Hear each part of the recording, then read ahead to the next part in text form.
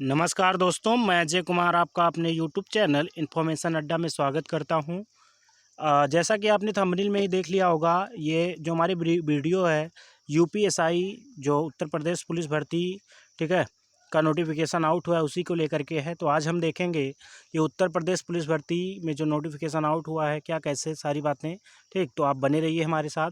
और वीडियो शुरू करने से पहले मैं आपसे रिक्वेस्ट करूंगा कि आप मेरा यूट्यूब चैनल सब्सक्राइब कर लीजिए। जो आपका प्यार और स्नेह मुझे पिछली वीडियो में मिला है, उम्मीद है, ठीक है, इस वीडियो में भी उसी तरह से आपका प्यार और स्नेह मिलेगा। तो और ये आशा करता हूँ कि आपको मेरी बातें समझ में आती होंगी, ठीक है। अगर आपको कोई दिक्कत होती है तो आप कमेंट बॉक्स में कमेंट करके पूछ सकते हैं। और रिक्वेस्ट है कि चैनल आप सब्सक्राइब करें। और अगर आपको लगता है कि ये वीडियो लोगों के लिए यूजफुल है तो आप लोगों के बीच शेयर कीजिए ताकि ज़्यादा से ज़्यादा लोगों को पता चले, ठीक है। तो चलिए शुरू करते हैं और देखते हैं कि क्या है। तो आप जैसा कि यहाँ पे देख सकते हैं, उत्तर प्रदेश सरकार, उत्तर प्रदेश पुलिस भर्ती एवं प्रोन्नति बोर्ड, ठीक है। तो जो उत्तर प्रदेश पुलिस भर्ती बोर्ड है, इसने क्या किया, एक विज्ञापन जारी किया है, ठीक है, जिसमें आप देखिए पुरुष एवं महिलाओं के लिए उप निरीक्षक नागरिक पुलिस तथा पुरुषों के लिए प्लाटून कमांडर, पीएससी एवं अग्निशमन द्वितीय अधिकारी के पदों पर सीधी भर्ती 21-20-21, ठीक है। विज्ञापन जो जारी हुआ 2020-21 को लेकर के जारी हुआ है। तो हम इसको कह सकते हैं यूपीएसआई वैकेंसी 2021, ठीक है। तो चलिए देखते हैं। देखिए यहाँ पे मैं आपको दिखाता हूँ ये कब आउट हुआ है। तो ये फरवरी 2021 में आउट हुआ है, ठीक है। ये नोटिफिकेशन जो आया हुआ है फरवरी 2021 में आया हुआ है, ठीक। देखिए सारी बातें क्लियर करते हैं क्या रहने वाला सब कुछ। तो आगे देखते हैं। पुलिस महानिदेशक उत्तर प्रदेश लखनऊ द्वारा प्रेषित अधियाचन पत्र संख्या DG4-106-100/2018 शिभ दिनांकित 5/18/2020, ठीक है। सीधी भर्ती ये होगा आपका, ठीक है। दिनांकित 5/8/2020 पत्र संख्या DG4 इतने के लिए 2000 सीधी भर्ती दिनांकित इतना को तथा पत्र संख्या इतने को दिनांकित इतना के आधार पर उत्तर प्रदेश पुलिस में उप निरीक्षक नागरिक पुलिस, ठीक है। देख लीजिए किसके किसके लिए है। तो नागरिक पुलिस के लिए है, प्लाटून कमांडर के लिए है, पीएससी के लिए और अग्निशमन के द्वितीय अधिकारी के लिए, ठीक है। वेतन की बात करें अगर तो आपको इसमें वेतन कितने मिलने वाला है। तो वेतन आप देख सकते हैं, ठीक है, 9300 से लेकर के 34,800 रुपये है। और वहीं पे ग्रेड पे की बात करें तो 200 रुपये ग्रेड पे है, ठीक है। और इसी तरह से और अगर कुल रिक्तियों की बात किया जाए तो आप देख सकते हैं कुल जो रिक्तियां हैं 9,534 रिक्त पद हैं, ठीक है। जिसमें नागरिक पुलिस के 9,027, प्लाटून कमांडर के 484 और पीएससी के, ठीक है, 23। तो कुल मिला के कितने हो जाएंगे, 9,534 रिक्त पद हैं, ठीक है। जिनके श्रेणीवार विवरण निम्नोक्त हैं को भरने के लिए महिला अभ्यर्थी केवल उपनिरीक्षक नागरिक पुलिस के पद है। तो ठीक है, तो आप देख लीजिए जो महिलाएं होंगी वो किसके लिए केवल भर सकती हैं, तो नागरिक पुलिस के लिए ही आवेदन कर सकती हैं, ठीक। ऑनलाइन आवेदन क्या कर सकते हैं, ऑनलाइन आवेदन पत्र आमंत्रित किए जाते हैं, ठीक। तो चलिए देखते हैं आगे क्या है हमारा। देख सकते हैं आप। अगर बात करें हम कितने पोस्ट हैं किसके लिए, ठीक है, तो आप देखिए क्या होगा। जो हमारा अनारक्षित मतलब जनरल के लिए 3,613 पोस्ट, ईडब्ल्यूएस के लिए 902 पोस्ट, ठीक है। पिछड़ा वर्ग के लिए 2,437 और अनुसूचित के लिए 1,695 है, ठीक है। देखिए 1,895 सॉरी। अनुसूचित जात के लिए 180 है, ठीक है। टोटल 9,027 पोस्ट हमारे यहाँ पे आए हुए हैं, ठीक। देखिए अगर हम इसमें आरक्षण की बात करें तो आरक्षण का आप प्रतिशत देख सकते हैं कि इसको कितना आरक्षण मिलने वाला है, ठीक। तो जो हमारे स्वतंत्रता संग्राम सेनानी होंगे, उनके आश्रित होंगे, उनको 2%, भूतपूर्व सैनिक को 5% और महिलाओं को 20%, ठीक। तो इस तरह से इनको आरक्षण मिलने वाला है। और भी आप देख सकते हैं आगे, ठीक, ये सारी बातें। तो और ये प्लाटून कमांडर के लिए है, इसी तरह से पीएससी की अग्निशमन के लिए ये इतना पोस्ट। तो टोटल 9,027 वैकेंसियाँ आई हुई हैं यूपीएसआई की, ठीक है। तो चलिए देखते हैं क्या रहने वाला इसका सिलेबस, ठीक है, कैसे फॉर्म भरना है, कब से स्टार्ट हो रहा है, सारी बातें। तो आप देख सकते हैं। तो ऑनलाइन आवेदन की समय सारणी आप यहाँ देखिए क्या है, ऑनलाइन आवेदन की समय सारणी, ठीक है। कह रहा है आवेदन प्रारंभ होने की तिथि कितना, 1/4/2021 कब रहने वाला है, 1 अप्रैल, ठीक है। 1 अप्रैल आपका ये शुरू होगा 1 अप्रैल 2021 से, ठीक है। आप अगर देखिए तो आपका जो ऑनलाइन आवेदन शुरू होने वाला है 1 अप्रैल 2021, ठीक है। यहाँ से आपका आवेदन शुरू होने वाला और लास्ट डेट होगी 30 अप्रैल 2021 को। यहाँ पे आप देख सकते हैं 30 अप्रैल 2021 रात्रि 12 बजे तक, ठीक। और जो आवेदन शुल्क होगा इस भर्ती प्रक्रिया के लिए सभी अभ्यर्थियों हेतु आवेदन शुल्क 400 रुपये मात्र निर्धारित किया गया है, ठीक है। योग्यता की अगर बात करें कि योग्यता क्या रहने वाली है, तो आइए देखते हैं, ठीक है। सबसे पहले अगर बात करें राष्ट्रीयता की, तो इसमें देखिए भर्ती के लिए आवश्यक है कि अभ्यर्थी भारत का नागरिक हो या तिब्बती शरणार्थी हो जो भारत में अस्थायी निवास के अभिप्राय में 1 जनवरी 1962 के पूर्व भारत आया हो। ठीक है। और आगे है भारतीय मूल का ऐसा व्यक्ति जो जिसने भारत में अस्थायी निवास के अभिप्राय से पाकिस्तान, म्यांमार, श्रीलंका या किसी अफ्रीकी देश, केनिया, युगांडा और यूनाइटेड रिपब्लिक ऑफ तंजानिया, ठीक है, से प्रव्रजन किया हो। तो यहाँ जो भारत के नागरिक हैं, यानी कि कहने का मतलब है, ठीक है, आप इंडियन सिटीजन होने चाहिए फॉर्म को भरने के लिए। आगे है, ठीक, देखिए आगे क्या है, कह रहा है उपयुक्त श्रेणी खा एवं गा के अभ्यर्थी का ऐसा व्यक्ति होना चाहिए जिसके पक्ष में राज्य सरकार द्वारा पात्रता का प्रमाण पत्र जारी किया होगा। मतलब आप अगर बाहर से आए हुए हैं तो आपके पास निवास प्रमाण पत्र अनिवार्य है। ठीक, और अगर भारत के निवासी तब भी आपका निवास प्रमाण पत्र लगेगा, लेकिन तो और आगे देखते हैं शैक्षिक अर्हता की कि आप कितना पढ़े लिखे होने चाहिए। ठीक है, तो देखिए उप निरीक्षक नागरिक पुलिस और प्लाटून कमांडर PSC पद के लिए क्या होना चाहिए, भारत में विधि द्वारा स्थापित किसी भी विश्वविद्यालय से स्नातक उपाधि या सरकार द्वारा उसके समकक्ष मान्यता प्राप्त कोई अर्हता, मतलब आप ग्रेजुएट होने चाहिए। ठीक है, स्नातक की डिग्री आपके पास होनी चाहिए। ठीक है, और वहीं बात करें अगर अग्निशामन द्वितीय अधिकारी पद के लिए, तो आप देख सकते भारत में विधि द्वारा स्थापित किसी विश्वविद्यालय से विज्ञान में स्नातक उपाधि या सरकार द्वारा उसके समकक्ष मान्यता प्राप्त कोई अभ्यर्थी। ठीक, अगर आप अग्निशामन से भरना चाहते हैं तो आप विज्ञान से आपका ग्रेजुएशन होना चाहिए। ठीक है, आगे देखिए टिप्पणी की, अगर इसमें देख लीजिए टिप्पणी में क्या दिया गया है, कह रहे आवेदन करने की अंतिम तिथि तक अभ्यर्थी को अपेक्षित शैक्षिक अर्हता अवश्य धारित करनी होगी। यानी कि आप अगर पेंडिंग में है तो डाल सकते हैं, अगर आपका रिजल्ट अभी नहीं आउट हुआ है तो आप डाल सकते हैं, लेकिन जिस दिन आप आवेदन कर रहे हैं उसके पहले ही आपका जो शैक्षिक अर्हता है वो आपको धारण कर लेनी है। ठीक, आगे देखिए मतलब यहाँ पे कह सकते हैं हम। ठीक है, आगे अधिमानी अर्हताएँ, आगे की जो अभ्यर्थाएँ हैं क्या हैं, कह रहा अधिमानी अर्हता के कोई अंक नहीं होंगे। ऐसा नहीं कि अगर आप कोई एक्स्ट्रा एलिजिबिलिटी रखते हैं तो आपको कोई एक्स्ट्रा अंक दिए जाएंगे, ऐसा कुछ नहीं है। ठीक है, कह रहा बल्कि 2 या 2 से अधिक अभ्यर्थियों के बराबर अंक प्राप्त करने की दिशा में अधिमानी अर्हता के अभ्यर्थियों को प्रस्तर 4.4 के अधीन वरीयता प्रदान की जाएगी। ठीक, अगर 2 अभ्यर्थी क्या हैं, अगर वो समान अंक प्राप्त करते हैं तो उसको वरीयता दी जाएगी जिसके पास एक्स्ट्रा कोई अर्हता होगी। ठीक, जैसे आपके पास क्या होना चाहिए, डोएक होना चाहिए, नीलेट यानी CCC होना चाहिए, वो स्तर का प्रमाण पत्र लिया हो। ठीक है, या प्रादेशिक सेना में न्यूनतम 2 वर्ष की अवधि तक की सेवा की हो। ठीक है, या आपने 2 वर्ष ड्यूटी की हो, या राष्ट्रीय कैडेट कोर B का प्रमाण पत्र प्राप्त किया हो, तो ये एक्स्ट्रा आप उसमें लगा सकते हैं। ठीक है, आगे है आयु की, अगर बात करते हैं तो आयु कितनी रहनी हो, तो भर्ती के लिए आवश्यक है कि अभ्यर्थी ने दिनांक 1/7/2021 को 21 वर्ष की आयु प्राप्त कर ली हो और उस 28 वर्ष से अधिक आयु पूर्ण ना की हो। अर्थात अभ्यर्थी का जन्म जो होना चाहिए 1/7/1993 से पूर्व तथा 1/7/2000 के पश्चात ना हुआ हो। ठीक है, तो 1/7/1993 से लेकर 1/7/2000 के बीच में जो अभ्यर्थी हैं वो भर सकते हैं। ठीक है, आगे देखिए छूट की अगर बात करें आयु में, कह रहा है परंतु यह है कि अनुसूचित जाति, अनुसूचित जनजाति और ऐसे अन्य श्रेणियों के अभ्यर्थियों की दशा में उच्चतर आयु सीमा उतने वर्ष अधिक होगी जितनी रिक्तियों की अधिसूचना के समय अधिनियम में और लागू सरकारी आदेशों में निर्दिष्ट किए जाएंगे। मतलब आपको वो छूट मिलने वाली है इसमें। ठीक है, चरित्र की बात की जाए तो अभ्यर्थी का चरित्र ऐसा होना चाहिए कि वह सरकारी सेवा में सेवा योजन के लिए सभी प्रकार से उपयुक्त हो सके। नियुक्ति पर अधिकारी इस संबंध में अपना समाधान कर लेंगे, मतलब आपका चरित्र वेरिफिकेशन होने वाला है। ठीक है, तो जो कि होता ही है। आगे है टिप्पणी और वैवाहिक परिस्थिति की बात करें तो अगर सेवा में किसी पद पर नियुक्ति के लिए ऐसा पुरुष महिला अभ्यर्थी पात्र नहीं होगा जिसकी एक से अधिक पत्नियां या पति जीवित हो, या ऐसी महिला अभ्यर्थी पात्र ना होगी जिसने ऐसे पुरुष से विवाह किया हो जिसकी पहले से एक पत्नी जीवित हो। ठीक है, तो ये भी ध्यान रखना है। और कह रहा परंतु सरकार किसी व्यक्ति को इस नियम के प्रवर्तन से छूट दे सकती है यदि उसका समाधान हो जाए कि ऐसा करने के लिए विशेष कारण विद्यमान है। तो अगर आपको वो अनुमति मिली है कि आप 2 पत्नियां या 2 पति रख सकती हैं तो आप ये फॉर्म भर सकती हैं। ठीक है, आगे बात करते हैं शारीरिक स्वस्थता की। तो देखिए किसी अभ्यर्थी को सेवा में नियुक्त नहीं किया जाएगा जब तक कि मानसिक और शारीरिक दृष्टि से उसका स्वास्थ्य अच्छा ना हो और वह किसी ऐसे शारीरिक दोष से युक्त हो जिससे उसे अपने कर्तव्यों का दक्षतापूर्वक। तो मानसिक और शारीरिक रूप से आपको स्वस्थ रहना है। ठीक है, पूरी मैं इसलिए नहीं पढ़ रहा हूँ क्योंकि वीडियो बहुत लंबी होने वाली है, तो वीडियो बहुत ज़्यादा लंबी हो जा रही है इसलिए मैं थोड़ा थोड़ा करके आपको दिखा दे रहा हूँ। ठीक है, आगे देखते हैं भर्ती की प्रक्रिया की बात करें तो कह रहे हैं कि भर्ती की प्रक्रिया यह चयन उत्तर प्रदेश उप निरीक्षक और निरीक्षक नागरिक पुलिस सेवा यथा संशोधित नियमावली 2015 और सप्तम संशोधन 2020 के अधीन किया जाएगा। सप्तम संशोधन 2020 सेवा नियमावली संलग्न है, मतलब दोनों को मिला करके। ठीक है, जो तरीका होता है उस तरीके से इसमें आपको रखा जाएगा। और देखिए ऑनलाइन लिखित परीक्षा ठीक है। सबसे पहले क्या होने वाला है, ऑनलाइन लिखित परीक्षा होगी, ठीक है। और आपका जो ये पेपर होगा ऑनलाइन होगा, ध्यान रखिएगा, ठीक है। कह रहा है उत्तर प्रदेश उप निरीक्षक और निरीक्षक नागरिक पुलिस नियमावली 2015 समतम संशोधन 2020 के अनुसार ऐसे अभ्यर्थी जिनके आवेदन सही पाए जाएंगे उनसे 400 अंकों की ऑनलाइन लिखित परीक्षा में सम्मिलित होने की अपेक्षा की जाएगी।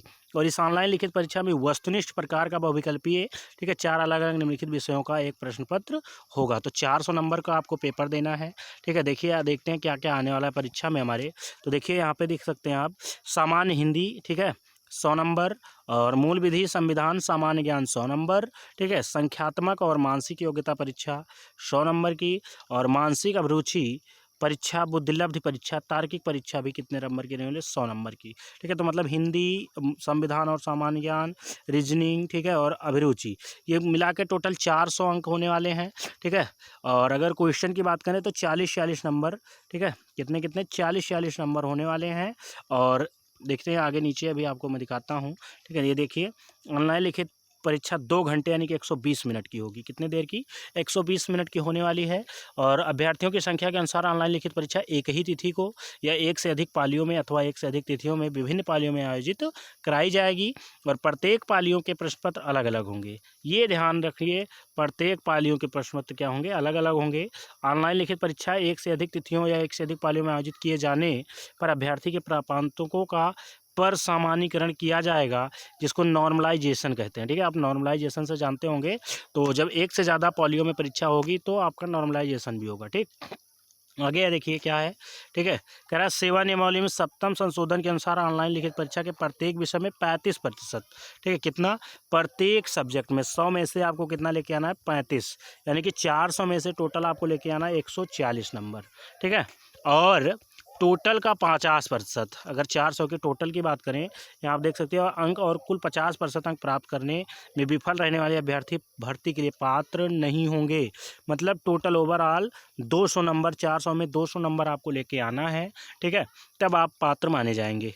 इसके बाद है उपरोक्त परिस्थिति के अधीन जहां कहीं इस नियम में शब्द अंक हो या उसका तात्पर्य पर सामान्यीकृत अंक होगा, अर्थात ऑनलाइन लिखित परीक्षा में प्रतिभाग करने वाले समस्त अभ्यर्थियों के प्रत्येक विषय के मूल प्राप्तांकों का पर सामान्यीकरण करने के पश्चात जिन अभ्यर्थियों के पर सामान्यीकृत प्राप्तांक प्रश्न पत्र के प्रत्येक विषय में 35% तथा चारों विषय में कुल 50% नहीं होंगे, वे अभ्यर्थी चयन प्रक्रिया के अगले चरण में प्रतिभाग करने हेतु पात्र नहीं होंगे, ठीक है। तो टोटल हर सब्जेक्ट में 35 नंबर और ओवरऑल 200 नंबर आपको लेके आना है, मतलब 160 इस हिसाब से, ठीक है। और टोटल आपको लेके आना है 200 नंबर। तो 200 नंबर तक का पेपर मेहनत करना, 400 में 200 लेके आना है आपको, ठीक है। आगे है संशोधित नियमावली के अनुसार भर्ती बोर्ड प्रश्न पत्र के 4 विषयों में से प्रत्येक विषय में अभ्यर्थी द्वारा प्राप्तांक मूल अंकों का प्रथमतः प्रसामान्यीकरण किया जाएगा और अंतिम कुल पर नॉर्मलाइजेशन अंकों की गणना समस्त चारों विषयों के नॉर्मलाइजेशन अंकों को जोड़कर की जाएगी, ठीक है।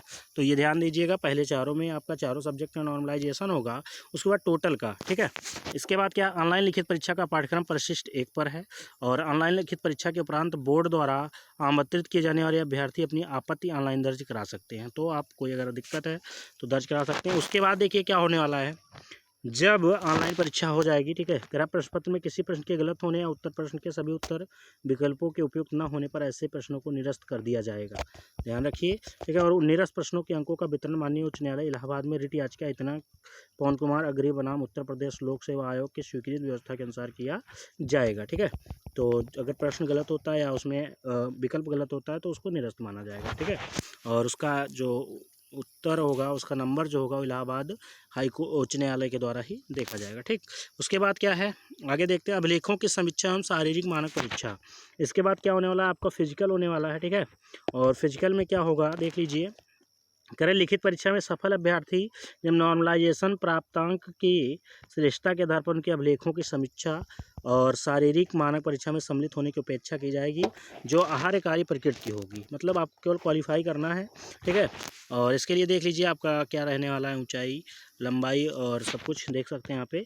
तो ऊंचाई की अगर हम बात करें, ठीक है, तो सामान्य अनपिछड़े वर्ग और अनुसूचित जातियों के लिए अभ्यर्थियों के लिए न्यूनतम 168 सेंटीमीटर और अनुसूचित जातियों के लिए कितना है 160 सेंटीमीटर, ठीक, इतना आपका होना चाहिए। सीने की बात करें तो जो हमारे जनरल और ओबीसी और एससी होंगे उनके लिए 79 सेंटीमीटर सेंटीमीटर, ठीक है, बिना फुलाए, और फुलाने के बाद 84 सेंटीमीटर होना चाहिए, ठीक। और अनुसूचित जनजातियों के लिए 77 सेंटीमीटर बिना फुलाए और 82 सेंटीमीटर कम से कम फुलाने पर, ठीक है। इसके बाद है टिप्पणी, न्यूनतम 5 सेंटीमीटर सीने का फुलाव अनिवार्य है, ठीक है। 5 सेंटीमीटर आपके सीने का फुलाव होना चाहिए, आपका सीना चाहे इससे ऊपर ही क्यों ना हो, आपका 5 सेंटीमीटर होना चाहिए, ठीक है। आगे क्या है देखिए, महिलाओं हेतु केवल क्या लिया जाएगा, ऊंचाई 152 सेंटीमीटर ऊंचाई होगी, और अनुसूचित जनजाति के लिए 147 सेंटीमीटर, ठीक। और इनका वजन लिया जाएगा 40 किलोग्राम, 40 किलोग्राम न्यूनतम होना चाहिए आपका, ठीक है, उससे कम नहीं होना चाहिए। और आगे देखते हैं शारीरिक दक्षता परीक्षा, ठीक। दौड़ में आपको देखिए क्या होने वाला है, जब आप परीक्षा निकाल लेते हैं उसके बाद से सभी पुरुषों के लिए 4.8 किलोमीटर की परीक्षा दौड़ होने वाली है, ठीक है, 4.8 किलोमीटर 28 मिनट में, ठीक। और महिला अभ्यर्थियों के लिए 2.4 किलोमीटर 16 मिनट में, ठीक है। ये दौड़ आपको पूरी करनी है, और दौड़ पूरी करने के बाद, ठीक है, यहाँ पे देखिए लिखित परीक्षा अभिलेखों की समीक्षा एवं शारीरिक मानक परीक्षा तथा शारीरिक दक्षता परीक्षा की तिथि एवं समय की सूचना यथा समय अधिसूचित की जाएगी। तो ये आपको साइट पर मिलती रहेगी टाइम से कि कब परीक्षा होने वाली है, कब मेडिकल होगा आपका, सारी बातें, ठीक है। उसके बाद देखिए कह रहा है चयन तथा अंतिम श्रेष्ठता सूची, इसके बाद से क्या होगा, अंतिम श्रेष्ठता सूची जारी की जाएगी, ठीक। तो देखिए यहाँ पे कह रहा है शारीरिक दक्षता परीक्षा में सफल पाए गए अभ्यर्थियों में से उनके प्रशस्त 4.1 के अधीन ऑनलाइन लिखित परीक्षा में प्राप्त और नॉर्मलाइजेशन अंकों के आधार पर राज्य की आरक्षण नीति की दृष्टि से रिक्तियों के सापेक्ष प्रत्येक श्रेणी के अभ्यर्थियों की श्रेष्ठता के क्रम के अनुसार चयन सूची तैयार कर उसे संस्कृत सहित चिकित्सा परीक्षा चरित्र सत्यापन के अधीन विभागाध्यक्ष को प्रेषित की जाएगी, और बोर्ड द्वारा कोई प्रतीक्षा सूची तैयार नहीं की जाएगी। ये 2 या 2 से अधिक अभ्यर्थी समान अंक प्राप्त करते हैं तो श्रेष्ठता सूची का विषय निम्नलिखित प्रक्रिया के अनुसार होगा, ठीक है। तो एक्स्ट्रा अगर आप रखते हैं वो अर्हता, तो उसके आधार पर ये आप देख सकते हैं, यहाँ पे पढ़ सकते हैं, ठीक है, धीरे धीरे आप पढ़ सकते हैं, ठीक है। चिकित्सा परीक्षा की अगर मैं बात करूं, ठीक है, चिकित्सा परीक्षा यानी कि मेडिकल की अगर बात करूं मैं, ठीक है, तो यहाँ पे आप देख सकते हैं चयन सूची में स्थान रखने वाले अभ्यर्थियों की नियुक्ति प्राधिकारी द्वारा चिकित्सा परीक्षा में सम्मिलित होने की अपेक्षा की जाएगी। चिकित्सा परीक्षा मुख्य चिकित्सा अधिकारी द्वारा गठित चिकित्सा परिषद द्वारा चिकित्सा मैनुअल और पुलिस भर्ती चिकित्सा परीक्षा प्रपत्र के अनुसार की जाएगी, ठीक है। मतलब आपका मेडिकल होने वाला है, और यहाँ पे आप छूट देख सकते हैं, ठीक है। और धीरे धीरे यहाँ पे आप सारी बातें धीरे धीरे देख सकते हैं, ठीक। और बात करें अगर हम इसके सब्जेक्ट में क्या क्या रहने वाले हैं सही बातें, तो आप यहाँ देख सकते हैं आगे आके। मैं अगर पूरा पढ़ता हूँ तो वीडियो बहुत लंबी होने वाली है, ठीक है। तो आप धीरे धीरे पढ़ लीजिए, क्योंकि अगर मैं पूरा पढ़ूंगा तो वीडियो बहुत लंबी हो जाएगी, ठीक। देखिए, तो ध्यान रखिएगा आप, ठीक है। अगर मैं बात करूं कि आपको ऑनलाइन आवेदन कैसे करना है, तो अभी ऑनलाइन आवेदन तो शुरू नहीं हुआ, लेकिन मैं आपको यहाँ पे एक रिव्यू दिखा सकता हूँ, ठीक है। देखिए क्या है यहाँ पे ऑनलाइन आवेदन करने की प्रक्रिया। आवेदन करने है तो ऑनलाइन आवेदन पद्धति लागू है, ठीक है। क्या करना है, सबसे पहले आपको इस साइट पे जाना है, और साइट पे जाने के बाद, ठीक है, ऑनलाइन आवेदन भरे जाने वेबसाइट पर दिए गए निर्देशों का भलीभांति समझ लेना है। उसके बाद कह रहा विज्ञापन के सम्मुख कैंडिडेट रजिस्ट्रेशन पे क्लिक कीजिए, ठीक है। यहाँ पे आप देखिए कैंडिडेट रजिस्ट्रेशन पे क्लिक कीजिए, और क्लिक करने के बाद, ठीक है, ऑनलाइन आवेदन करने का कार्य निम्नलिखित 3 चरणों में होगा। प्रथम चरण में क्या होगा, पंजीकरण होना है। वहाँ पे आप कैंडिडेट रजिस्ट्रेशन पे क्लिक करेंगे, ठीक है। सारी जानकारी जो मांगी जाएगी वहाँ पे भरेंगे, और भरने के बाद, ठीक है, एक रजिस्ट्रेशन स्लिप मिल जाएगी, और उसको प्रिंट करके आपको सुरक्षित रख लेना है। और ध्यान रहे कि अगले चरण में रजिस्ट्रेशन नंबर एवं पासवर्ड अभ्यर्थियों को निर्धारित स्थान पर सही प्रविष्ट करना है। तो अब जो आपको रजिस्ट्रेशन नंबर और पासवर्ड मिलने वाला है, ठीक है, आप द्वितीय चरण में आ जाइए, और वो भर के आप लॉगिन कर लीजिए, ठीक है।